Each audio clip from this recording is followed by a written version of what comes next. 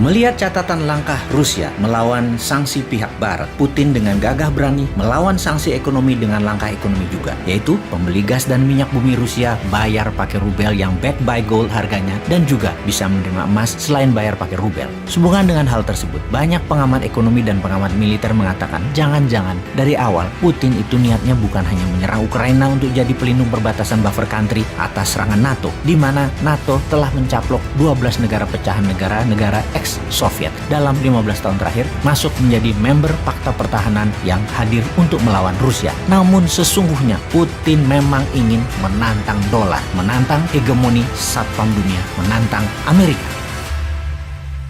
Kembali ke topik pembicaraan, Putin menantang dolar. Apa yang terjadi kalau kenyataannya sejak tahun 2009, di mana dolar tertantang oleh mata uang digital Bitcoin, ternyata Putin berada di belakangnya. Kita urai perlahan analisa konspirasi ini dengan sejarah kolonialisasi dan dolarisasi. Dalam strategi Lebensraum atau living space atau mempertahankan hajat hidup sebuah wilayah, maka mengkoloni sebuah wilayah untuk diambil kekayaannya adalah hal yang biasa dilakukan oleh negara-negara kuat. Tiongkok menggunakan strategi kolonialisasi 5.0 yang menggunakan pendekatan ekonomi atau economic approach di dalam menyaplok kekayaan sebuah wilayah. Kolonialisasi 5.0 ini pakai soft power, seakan membantu, seakan wilayah yang dikoloni diambil kekayaan alamnya tersebut itu dibantu dengan membantu membangun sesuatu, padahal membangun tersebut adalah membangun pakai hutang yang belum tentu produktif karena tidak ada unsur lokal yang terbangun atau yang terpakai. Paling hanya lahannya saja yang di kemudian hari akan membeli negara koloni tersebut. Rusia di sisi seberang Amerika dan sekutu juga ekspansif, namun menggunakan strategi kolonialisasinya menggunakan model kolonialisasi 3.0, yaitu yang dicaplok dijadikan negara bagian, menjadi bagian dari konfederasi. Kalau kolonialisasi 2.0 itu seperti dulu bangsa Eropa ala Belanda, Inggris, Spanyol, Prancis di abad pertengahan. Ambil wilayahnya dijadikan negara jajahan atau dijadikan koloni. Kolonialisasi 1.0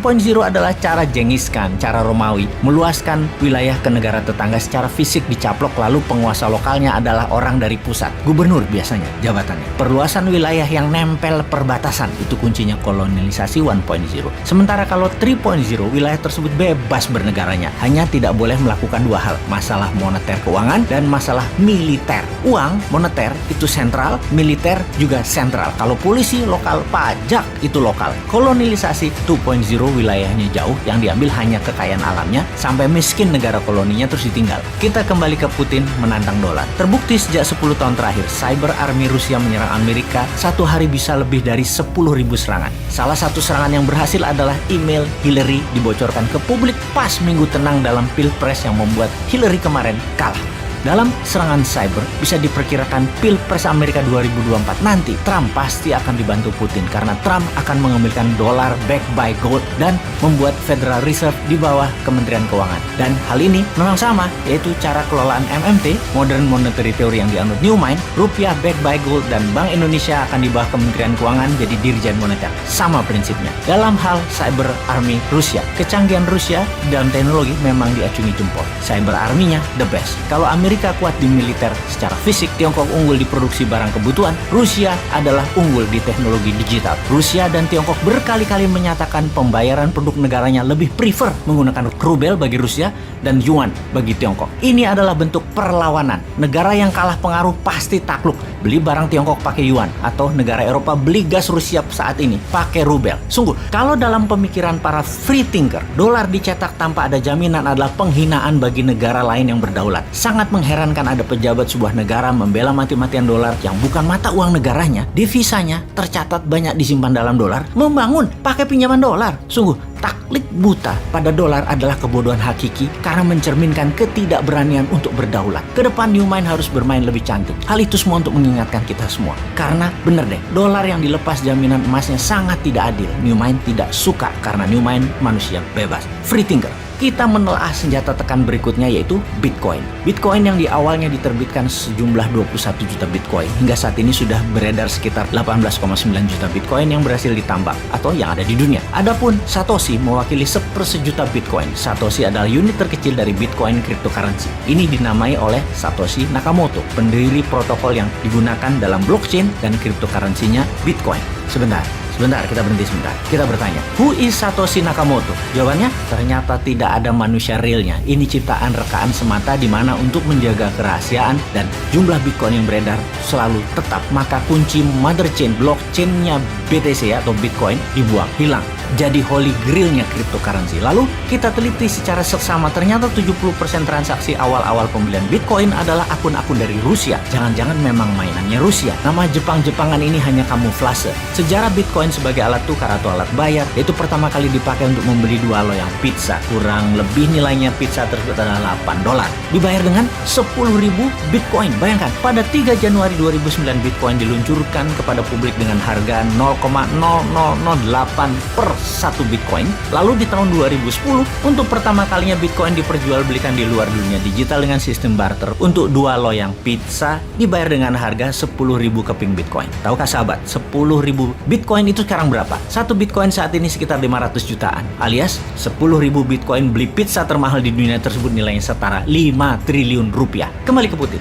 Diduga banyak pengamat keuangan bahwa Bitcoin adalah Russian konspirasi untuk menyerang dolar. Rusia memang ingin menyerang supremasi keuangan dolar karena dianggap tidak amanah, tidak jujur, dan membodohi dunia. Bitcoin adalah sebuah rencana jangka panjang yang didesain menyerang hegemoni dolar, juga membuka fake informasi, fake edukasi akan dolar dalam sistem ekonomi yang digiring oleh Barat. Itulah cita-cita Putin yang menginginkan kehancuran ekonomi Barat di masa dia masih dalam tampuk jabatannya. Strategi Putin saat ini adalah menggunakan rubel backed by gold, juga membayar dengan emas terhadap minyak bumi dan gas Rusia, kemudian mempromosikan Bitcoin sebagai alat bayar digital di dunia komersial di luar Rusia tentunya. Kemarin baru saja diumumkan, Gucci, sebuah brand fashion kenamaan, menyatakan bahwa mulai bulan depan akan menerima cryptocurrency sebagai alat pembayaran. Ini adalah salah satu hasil pertemuan terakhir Putin dengan pemimpin Prancis Emmanuel Macron yang mengkode untuk Prancis memainkan cryptocurrency, di mana kemudian Gucci merespon dan sebentar lagi Balenciaga, Bottega Veneta, Alexander McQueen, dan Yves Saint Laurent akan menerima kripto sebagai alat bayar. Sementara itu di Indonesia, walau belum sebagai alat tukar,